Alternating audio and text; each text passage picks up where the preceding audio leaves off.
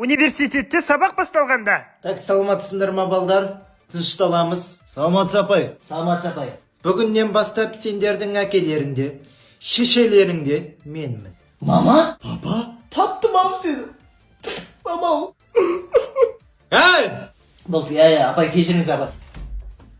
Осы комет па? Неше метқа кешіктің? Апай бір жолға кешіре қойшы, келесті қайталамайды. Отыр орныңа. Апай не? Аузыңды қысшы. Жақсы. Отыр, аузыңды қыстырып тастадым. Сен мұрныңды қысшы. Сен аяғыңды қыс. Кеудеңді қыс. Екеуін де көттерін қысыңдаршы. Болмаса осы дұрыс бар ғой. Көтіміз қысып отырайық. Апай, не болды? Только арып қойсам бола ма тездетіп? Сабақтың бітуіне 1 сағат қалды, шыда. Ой, апай просто дет қылып жібересіз ғой мені. Не істейсің ол жақта?